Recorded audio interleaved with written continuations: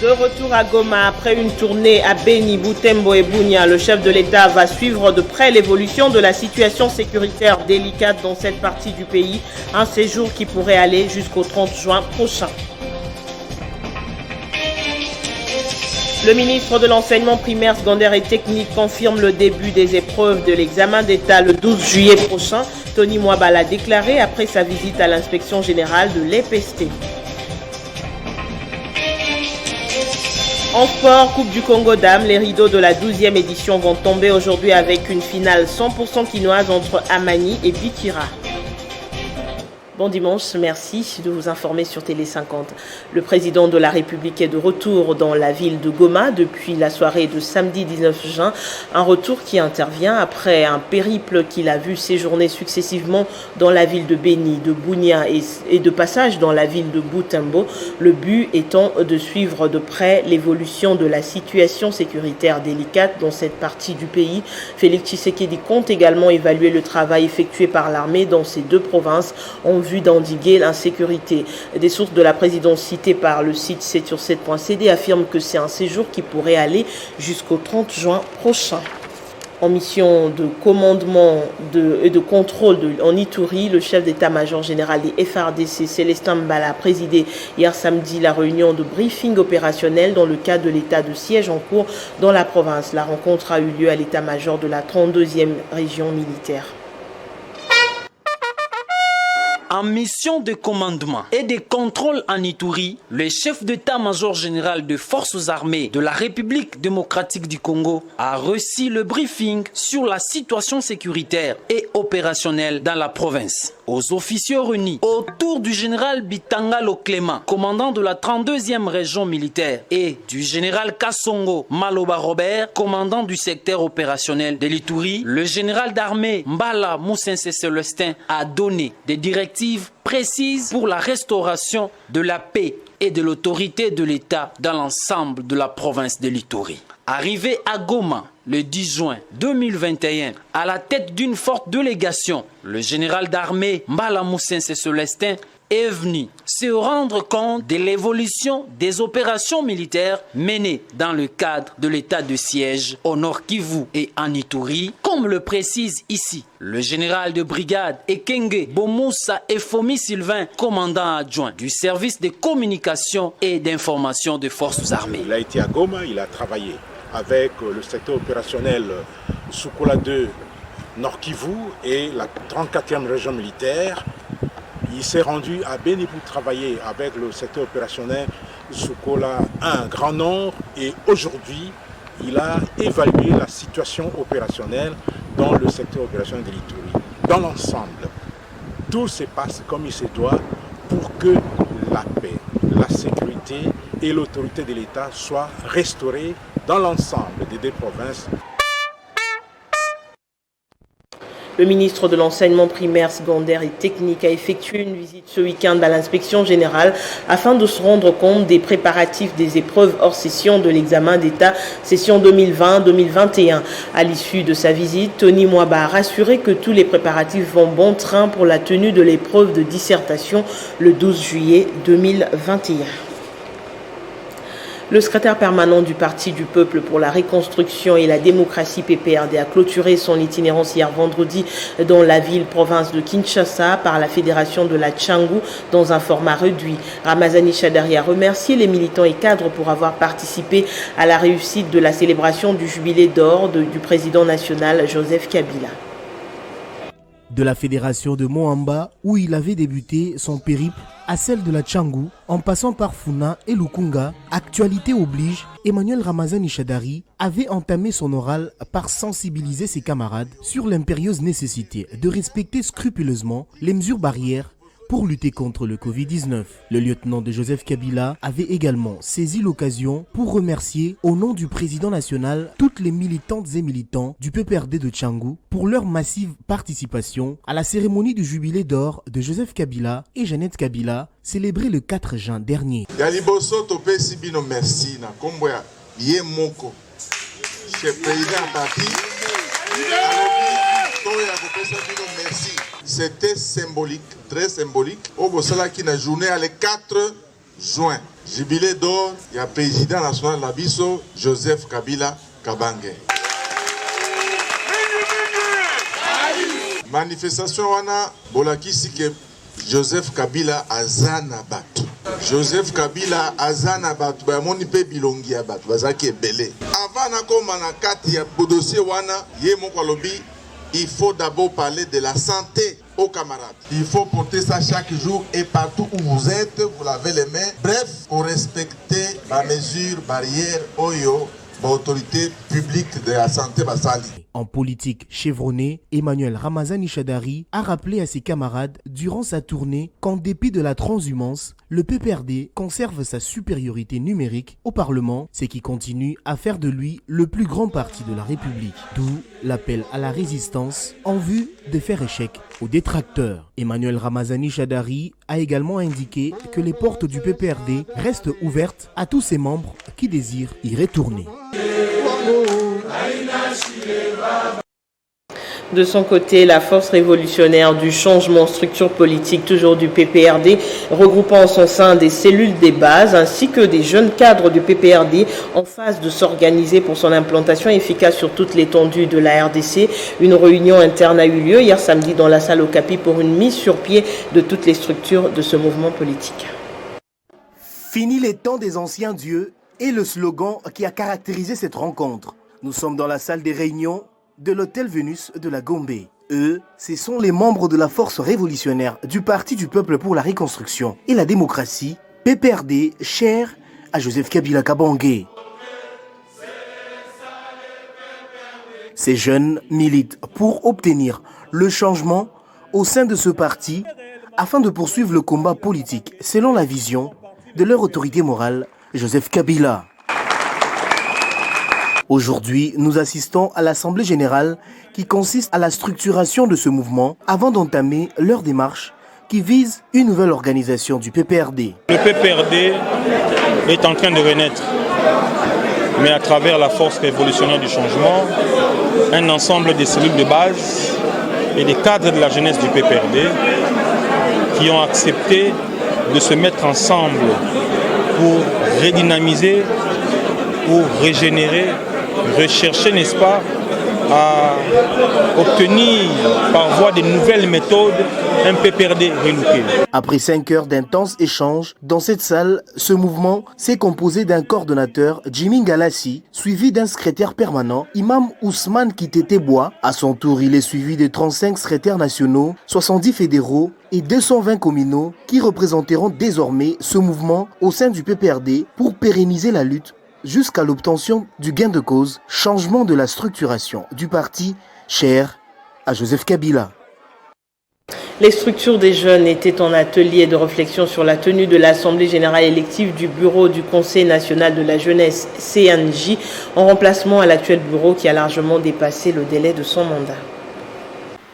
Dans le cadre de la tenue de l'Assemblée générale élective du bureau du Conseil national de la jeunesse, plusieurs structures de jeunes étaient en atelier de réflexion quant à ce.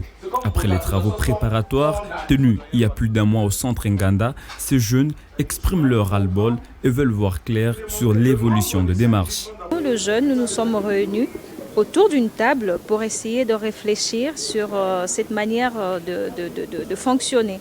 On ne supporte plus d'être imposé. Quelqu'un qu'on ne connaît pas, on nous envoie, on nous dit, ben voilà, c'est lui qui vous gère. Non, ça les jeunes en ont ras-le-bol, ils n'en veulent plus. Ce qu'ils veulent, c'est choisir quelqu'un qu'ils connaissent et qui savent qu'ils peuvent les ramener à bon port. Élu en 2015, l'actuel bureau du Conseil national de la jeunesse a largement dépassé les mandats et n'inspire plus confiance à ses coordonnateurs de structures qui seront électeurs lors de la prochaine Assemblée générale élective. L'Assemblée générale élective du Conseil ainsi que le manuel de procédure et notamment les règlements d'ordre intérieur qui devraient accompagner cet arrêté pour le bon fonctionnement du Conseil national de la jeunesse. Et c'est ce qui nous a amené aujourd'hui à cet atelier de réflexion pour renforcer ou encore compléter ce qui a été travaillé en équipe par des experts et notamment par les présidents et les coordonnateurs des mouvements et associations des jeunes au niveau des centres Nganda, en attendant bien évidemment que le ministre actuel, que nous invitons à travers vos écrans, de pouvoir faire vivre à cette jeunesse l'éthique ou encore le sens de la démocratie. Ce jeune appelle le ministre actuel de la Jeunesse à appliquer le sens de la démocratie afin que l'alternance pacifique du pouvoir vécue entre le président Joseph Kabila et Félix Tshisekedi puisse être intériorisée dans l'esprit de chaque jeune. Le ministre de l'Agriculture, Désiré Biryan, poursuit sa vision, celle de la relance du parc agro-industriel de Bukanga-Lonzo. Un échantillon de la production de maïs lui a été récemment présenté par le coordonnateur du site. Au-delà des différentes difficultés rencontrées, relancer complètement le parc agro-industriel de Bukanga-Lonzo reste l'une des problématiques majeures pour le ministre de l'Agriculture, Désiré Ndinga Biryan. En témoigne le suivi progressif et l'évaluation minutieuse des multiples paramètres pour y parvenir. Déjà, dans le concret, les membres du comité directeur de ce parc sont venus présenter au ministre de l'Agriculture l'échantillon des productions, essentiellement de farine de maïs et de semoule de maïs. Notre production officiellement a été présentée aujourd'hui en maïs, en farine de maïs et en semoule de maïs. Puisque l'Excellence nous a donné plusieurs missions à accomplir, nous sommes venus aussi lui faire rapport de toutes les missions qu'il nous a demandé d'effectuer sur place et sur Bukanga-Lonzo. Et nous allons être heureux de vous dire que nous sentons que les choses bougent, puisque les rencontres, les contacts que nous avons donnés commencent à produire les effets positifs. Cette production en maïs a été réalisée sur 1500 hectares et déjà 700 environ sont passés à la mouture pour la transformation, in fine pour la commercialisation dans les différents points de vente. On ne le dira jamais assez, l'agriculture reste l'un des axes prioritaires dans la vision du chef de l'État, Félix Antoine Tshisekedi Tshilombo, pour l'amélioration du social de la population congolaise. Le gouverneur du Haut-Katanga a rendu hommage au patriarche Kenneth Kaumba qu'il a eu le privilège de rencontrer en 2019. On revient sur cette rencontre historique. Comment quitter Lusaka sans rencontrer cet homme pas comme les autres? Kenneth David Kaunda, premier président de la Zambie indépendante, icône africaine incontestable. Ses 27 ans au pouvoir en inspirent plus d'un. Le gouverneur du Haut-Katanga, Jacques Kiabula, en mission de travail à Lusaka, a tenu à échanger avec le patriarche, véritable modèle de bonne gouvernance. Nous nous reconnaissons en vous et par conséquent, nous avons des bibliothèques vivantes comme vous. C'est comme cela que nous venons pour vous rendre les civilités et vous rendre les honneurs. Mais au finish, nous reconnaissons et nous avons la chance de voir Kenneth Kaunda en Zambie. Que Dieu vous bénisse et que Dieu vous accorde encore une longue vie. À 95 ans, le président à la retraite depuis presque 30 ans reçoit chez lui, écoute ses visiteurs d'une oreille attentive, conseille et dit des bénédictions. Moment de profonde émotion en présence d'une légende vivante. Jeunes gens, may I thank God for you. Puis bénir Dieu pour vous. This is a very wise approach. C'est vraiment une démarche très sage. Very wise indeed.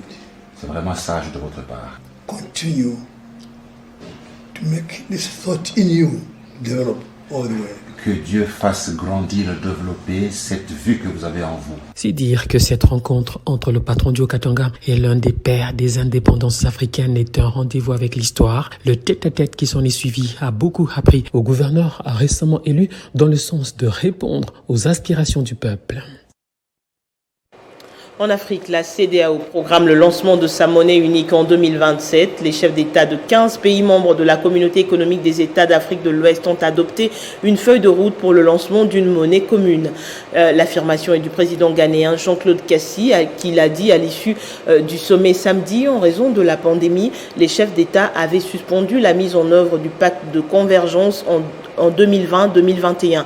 La nouvelle feuille de route couvrira donc la période entre 2022, 2026 et 2027, qui sera l'année du lancement de l'ECO, alors que 8 pays de la région utilisent le franc CFA. La Naira, monnaie du Nigeria, première économie de l'Afrique de l'Ouest, a un taux de change flottant, d'où le but de cette manœuvre. C'est aujourd'hui en sport qu'on connaîtra le club qui va représenter la RDC à la première édition de la Coupe d'Afrique de clubs champions à l'issue de la finale de la Coupe du Congo qui mettra aux prises Amani à Bikira au stade des Martyrs. Mazembe de Lubumbashi a fini en 3e position après avoir battu ce dimanche la Jiska en petite finale. Dossier Matuta Lazao, l'ASV Club ne digère pas le verdict de la commission ad hoc de la FECOFA rendu en faveur du CS Don Bosco le mardi dernier. Hier à Kinshasa, la structure Sauvant V Club était devant les journalistes pour fustiger cette décision et appeler l'organe flattier de revoir son verdict. Les de l'équipe entendez Sauvant V Club, observant avec son expertise la situation qui prévaut au sein de l'équipe.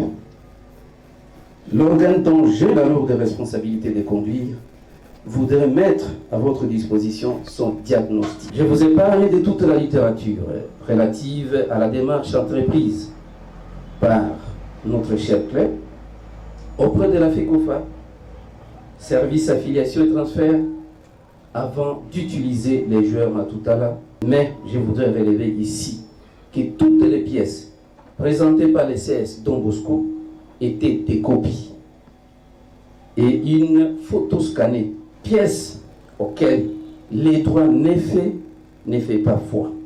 Les droits n'ont jamais fait foi aux copies et aux documents scannés. Mais parlons-en. Où ont-ils tiré la matière pour inverser le résultat de la rencontre opposant CS Don Bosco à l'AS Club?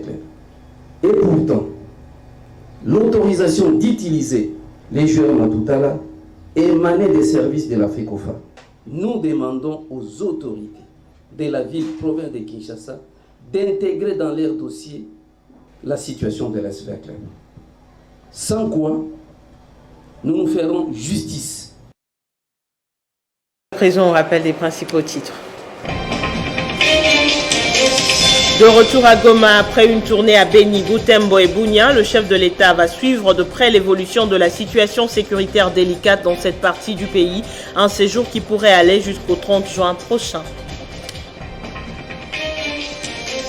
Le ministre de l'Enseignement primaire, secondaire et technique confirme les débuts des épreuves de l'examen d'État le 12 juillet prochain.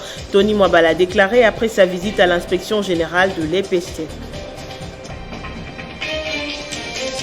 En sport, Coupe du Congo dames, les rideaux de la 12e édition vont tomber aujourd'hui avec une finale 100% quinoise entre Amani et Bikira. Merci à tous de votre attention. L'actualité revient sur Télé 50 dans moins d'une heure. À très bientôt.